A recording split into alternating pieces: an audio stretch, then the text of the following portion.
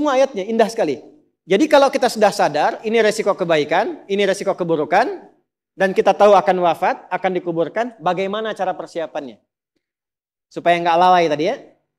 Maka Al-Mumtahanah ayat ke-13. Ya ayyuhalladzina amanu la tatawallaw qauman ghadiballahu alaihim. Qad ya'isu kama ya'isal kuffara min apa? Ashabil kubur. Maka jangan banyak bergaul dengan orang-orang yang menjauhkan kita dari ridha Allah Subhanahu wa taala. Cari teman yang baik sekarang. Pertama, maaf, bikin kebaikan di rumah tangga dulu. Itu kan teman hidup. Ya. Awas, hati-hati. Kalau melihat istri kurang baik atau sebaliknya, jangan dihakimi, jangan difonisi. Justru Allah kirimkan antum itu untuk menebarkan kebaikan dan menyempurnakan kesemaan bersama. Jelas? Jadi sekarang yang dilakukan teman hidup dulu. Rubah jadi baik dulu. Anak-anak jadi baik dulu. Setelah itu cari tempat tinggal yang baik. Bergaul dengan orang baik. Antum yang kuliah cari teman yang baik. Antum yang kerja cari teman yang baik. Maaf. Kalau ada tawaran, kedudukan, hartanya berlipat, tapi menjauhkan Anda dari Allah, ingat ini. Thumma amatahu fa'akbarah. Ingat saat ditawari itu Anda meninggal. Dikubur. Dan ingat ancamannya. Ingat pasalnya tuh. Ya, ingat suratnya. Paham?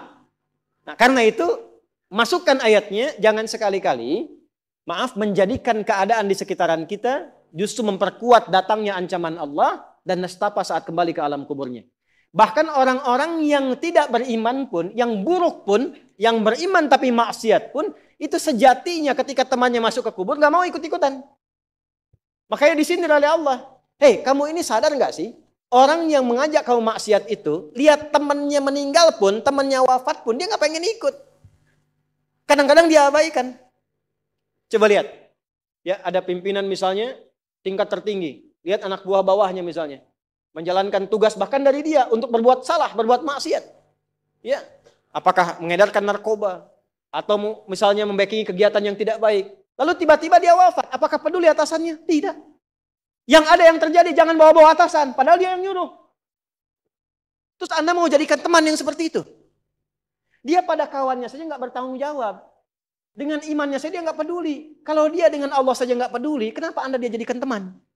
Dan kenapa Anda menjadikannya dia teman? Kalau bahasa anak sekarang tuh begini, Allah aja dia gituin apalagi kamu. Kan? Ya, Nabi aja dia cuekin apalagi kamu kan. Ini peringatan Quran, ini bukan dari saya. Ini peringatan Quran. Jangan sekali-kali, Anda dimanapun, Anda berdinaskah, tugas formal. Anda berdagangkah, jangan berteman dengan orang menyimpang. Karena saat Anda susah pun yang akan peduli. Temannya aja yang sama-sama berbuat menyimpang, dia sisihkan, apalagi Anda. Paham? Teruskan. Quran surah ke 35 Fatir ayat 22. Wa ma yastawil ahya'u wal amwat innallaha yasma'u man yasha wa ma anta bimusmi'in man fil qubur. Kalau Anda masih belum sadar juga, kata Allah, hei, kamu ini masih hidup, masih punya harapan, masih punya bekal. Kalau sudah meninggal, nggak sama keadaan orang hidup dengan wafat. Mumpung kamu masih hidup, karena kalau sudah meninggal, temanmu yang meninggal pun kamu nggak bisa dengar suaranya. Cuma saya yang tahu keadaan di alam kubur. Karena saya tahu, kata Allah, dan saya punya Rahman dan Rahim, dengan sayang saya sampaikan kepadamu. Karena sayang saya. Ibu maaf, kalau ada anak misalnya, ingin berbuat menyimpang, ibu cegah tidak? Kenapa? Karena ibu sayang. Karena itulah ibu saking sayangnya, maaf jangankan anak lahir, di dalam saat dikandung pun bukankah dijaga dari yang mafsadat? Dijaga dari yang merusak. Ibu kalau sedang mengandung, mau nggak makan makanan yang kotor? Makanan yang merusak? Tidak kan? Kenapa? Karena sayang kepada bayi yang dikandung, janin yang terkandung. Di tempatnya pun disebut oleh Allah dengan rahim. Karena ada rahim, dijaga betul. Miring kanan susah, kiri susah, telungkup nggak mungkin. Dijaga supaya apa? Supaya di dalamnya merasakan ketenangan. Karena apa? Karena ada tempat disebut dengan rahim. Nah Allah itu sifat rahim melekat kepadanya. Karena sayang dengan kita diingatkan. Bahasa bebasnya gini. Karena saya sayang engkau dengan rahimku. Karena saya cinta kamu dengan rahmanku. Jangan sampai masuk kubur kamu tersiksa, kamu nestapa. Karena beda antara hidup di dunia dengan kehidupan di kubur. Mumpung masih hidup, cari bekal. Karena engkau tak mampu mendengar apa yang terjadi dalam kubur. Jadi kalau tadi Allah sampaikan jangan bergaul dengan yang begini, jangan terlena dengan yang seperti ini, itu karena Allah sayang dengan kita.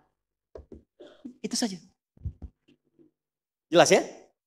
Ya, jadi kalau nggak sayang nggak akan mungkin diingatkan.